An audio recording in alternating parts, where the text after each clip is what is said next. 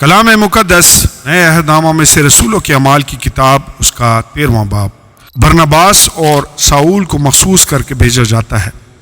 انطاکیہ میں اس کلیسیا کے متعلق جو وہاں تھی کئی نبی اور معلم تھے، یعنی برناباس اور شمعون جو کالا کہلاتا ہے، اور لوکیس قرینی اور مناہیم جو چوتھائی ملک کے حاکم ہیرودیس کے ساتھ پلا تھا، اور ساؤل جب وہ خداوند کی عبادت کر رہے اور روزہ رکھ رہے تھے تو روح القدس نے کہا، میرے لیے برناباس اور ساؤل کو اس کام کے واسطے مخصوص کر، وہ جس کے واسطے میں نے ان کو بلایا ہے۔ تب انہوں نے روزہ رکھ کر اور دعا کر کے ان پر ہاتھ رکھ کر انہیں رخصت کیا۔ کپروس میں بس وہ روح القدس کے بھیجے ہوئے سلیکیا کو گئے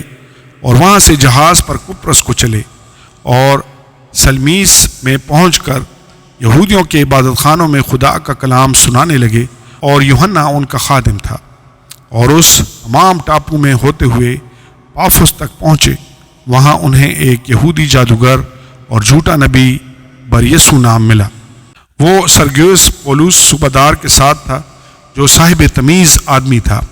اس نے برناباس اور ساؤل کو بلا کر خدا کا کلام سننا چاہا، مگر الیماس جادوگر نے کہ یہی اس کے نام کا ترجمہ ہے، ان کی مخالفت کی اور صوبادار کو ایمان لانے سے روکنا چاہا۔ اور ساؤل نے، جس کا نام پولس بھی ہے، روح القدس سے بھر کر اس پر غور سے نظر کی اور کہا کہ اے ابلیس کے فرزند، تو جو تمام مکاری اور شرارت سے بھرا ہوا اور ہر طرح کی نیکی کا دشمن ہے، کیا خداوند کی سیدھی راہوں کو بگاڑنے سے باز نہ آئے گا؟ اب دیکھ، تجھ پر خداوند کا غضب ہے، اور تو اندھا ہو کر کچھ مدت تک سورج کو نہ دیکھے گا۔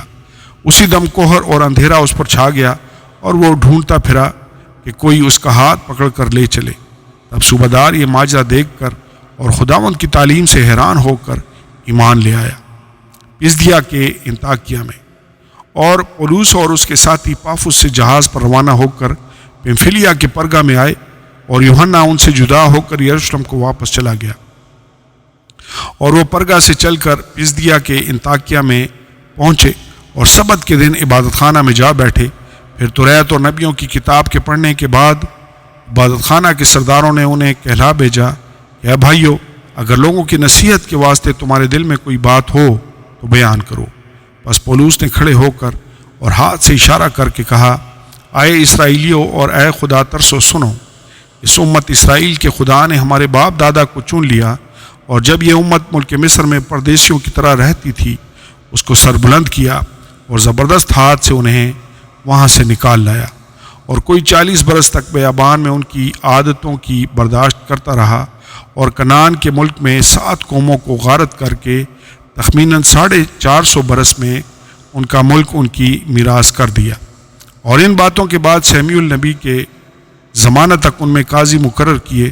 اس کے بعد انہوں نے بادشاہ کے لیے درخواست کی، اور خدا نے بنیامین کے قبیلہ میں سے ایک شخص ساؤل کیس کے بیٹے کو 40 برس کے لیے ان پر مقرر کیا۔ پھر اسے معزول کر کے داؤد کو ان کا بادشاہ بنایا، جس کی بابت اس نے یہ گواہی دی کہ مجھے ایک شخص یسی کا بیٹا داؤد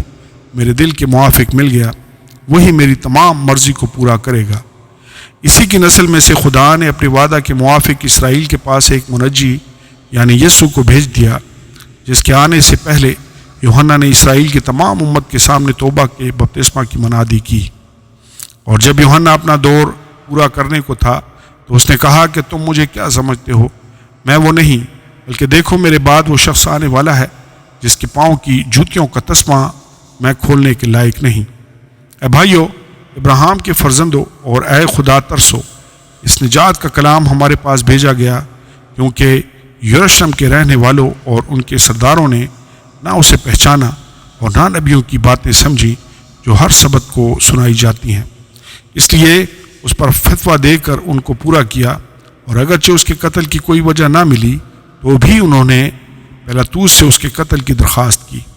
اور جو کچھ اس کے حق میں لکھا تھا جب اس کو تمام کر چکے تو اسے صلیب پر سے اتار کر قبر میں رکھا، لیکن خدا نے اسے مردوں میں سے جلایا، اور وہ بہت دنوں تک ان کو دکھائی دیا، اور ان کے ساتھ گلیل سے یروشلم میں آئے تھے۔ امت کے سامنے اب وہی اس کے گواہ ہیں۔ اور ہم تم کو اس وعدہ کے بارے میں جو باپ دادا سے کیا گیا تھا یہ خوشخبری دیتے ہیں کہ خدا نے یسوع کو جلا کر ہماری اولاد کے لیے اسی وعدہ کو پورا کیا، چنانچہ دوسرے مزمور میں لکھا ہے کہ تو میرا بیٹا ہے، آج تو مجھ سے پیدا ہوا۔ اور اس کے اس طرح مردوں میں سے جلانے کی بابت کہ پھر کبھی نہ مرے، اس نے یوں کہا، میں داؤد کی پاک اور سچی نعمتیں تمہیں دوں گا۔ چنانچہ وہ ایک اور مزمور میں بھی کہتا ہے کہ تو اپنے مقدس کے سڑنے کی نوبت پہنچنے نہ دے گا،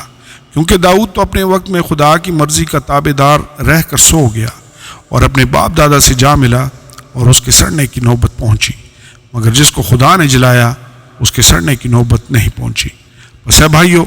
تمہیں معلوم ہو کہ اسی کے وسیلہ سے تم کو گناہوں کی معافی کی خبر دی جاتی ہے،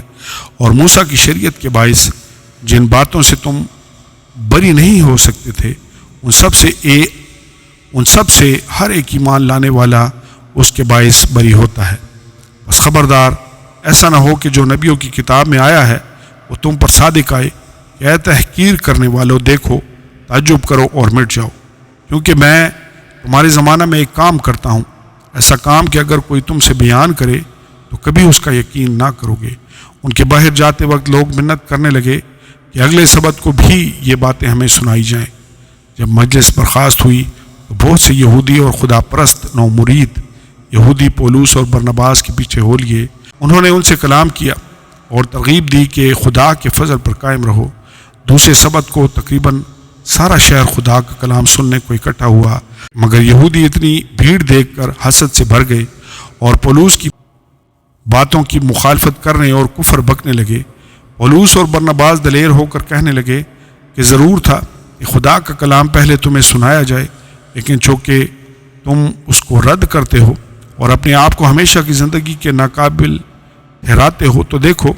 ہم غیر قوموں کی طرف متوجہ ہوتے ہیں، کیونکہ خداوند نے ہمیں یہ حکم دیا ہے کہ میں نے تجھ کو غیر قوموں کے لیے نور مقرر کیا تاکہ تو زمین کی انتہا تک نجات کا باعث ہو۔ غیر قوم والے یہ سن کر خوش ہوئے اور خدا کے کلام کی بڑائی کرنے لگے، اور جتنے ہمیشہ کی زندگی کے لیے مقرر کیے گئے تھے ایمان لے آئے، اور اس تمام علاقہ میں خدا کا کلام پھیل گیا۔ مگر یہودیوں نے خدا پرست اور عزت دار عورتوں اور شہر کے رئیسوں کو ابھارا اور پولوس اور برنباس کو ستانے پر آمادہ کر کے انہیں اپنی سرحدوں سے نکال دیا۔ یہ اپنے پاؤں کی خاک ان کے سامنے جھاڑ کر اکنیم کو گئے، مگر شاگرد خوشی اور روح القدس سے معمور ہوتے رہے۔ آمین اور آمین۔